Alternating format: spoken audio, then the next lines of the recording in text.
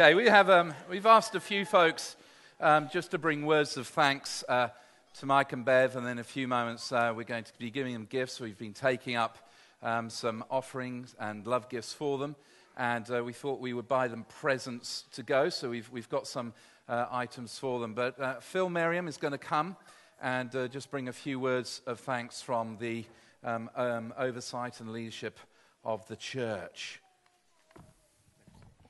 Thanks, Keith. Good morning, church. Mike and Bev. Now, when Mike and Bev first came here, we had a bit of a problem. We had overmanning in the mic department. And so we quickly developed, is it Mike P or Mike S? And it quickly turned into Mike and Bev Mike. Because this is a couple that has served this church incredibly over the last 2.5, nearly 3 years. As a couple, we've had two for the price of one, in a big way. And they have both blessed us immensely.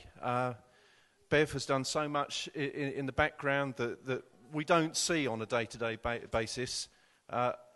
Unpaid, she's served the church, served all of us, and given so much of her own time and energy.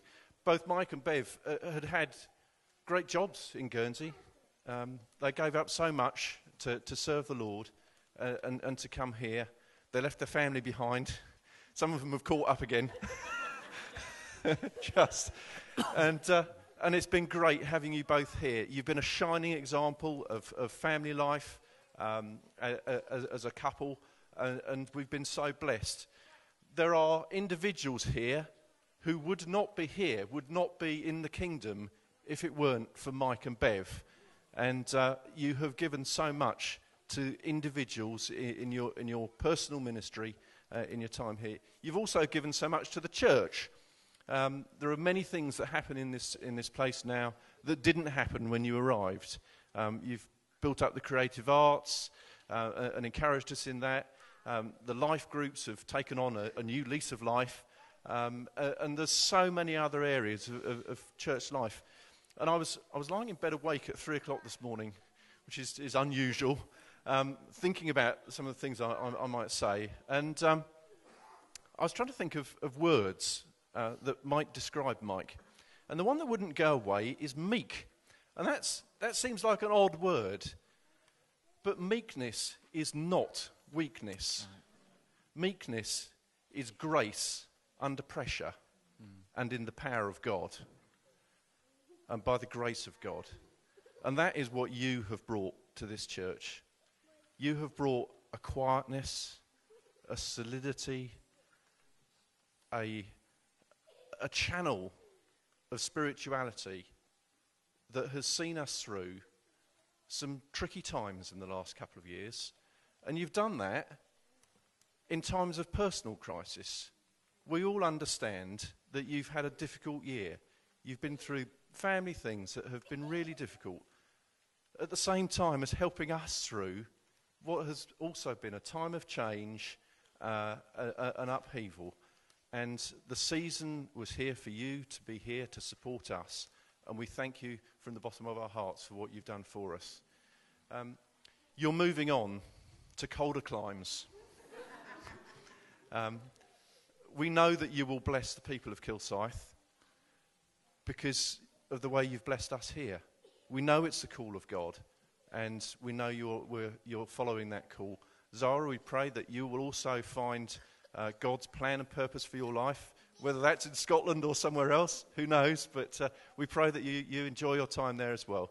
And so, Mike and Bev, we release you to Kilsyth with our blessings, with honour, and with our heartfelt thanks. Bless you.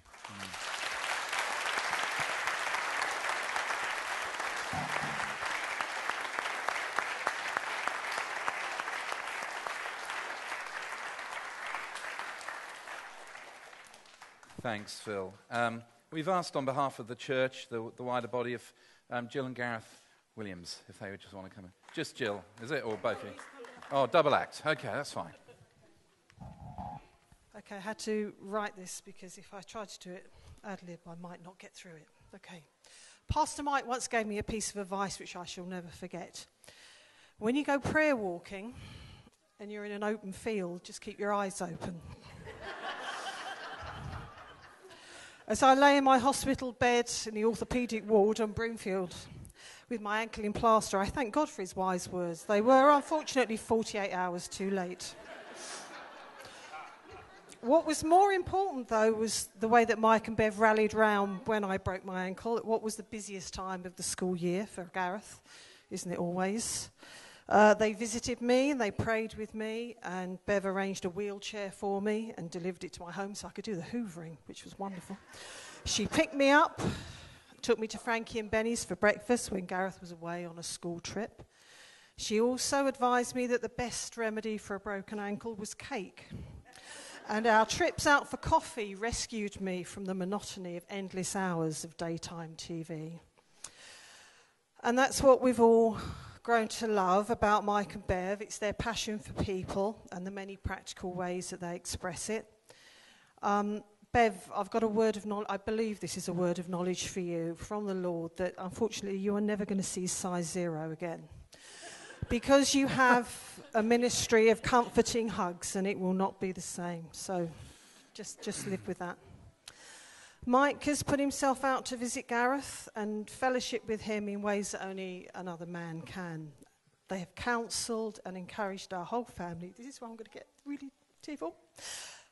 Mike has taught both of our sons to play the guitar. Bit of a mixed blessing for him and for us.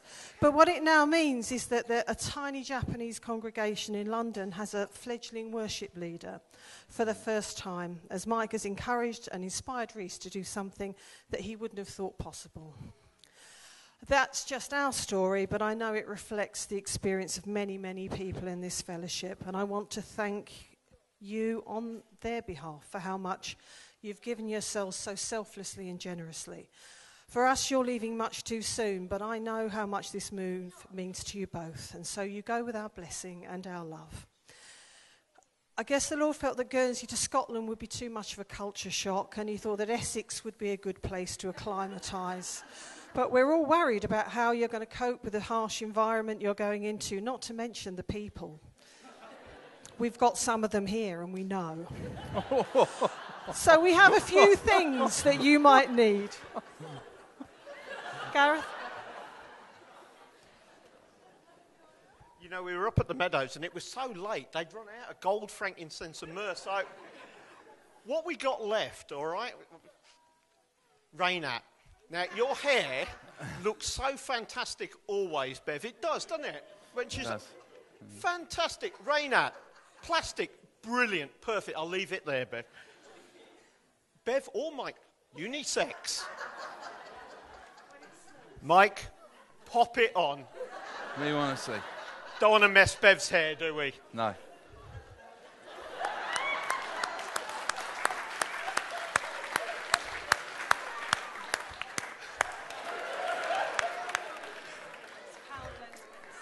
Okay.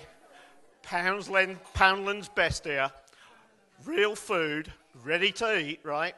Chocolate pudding with a chocolate sauce. You just throw the water in and you're done. It's sorted. So when you're stuck for a meal, you do have a great ministry. There it is. 49p. We were done, eh? Right. One more. No, two more, actually. All right, this one. Hiker's support kit. You will be out on your ministry. You'll be out there, won't you, Mike? I know you will. You're bound to get stuck. This one, right? It's got everything in it. Compass and whistle. Here you go. Snap light, hand warmer, energy slab, whatever that is. Sun cream. We've took that out anyway, haven't we? Mosquito wipe. It's all there, mate. Sorted. And finally, survival bag.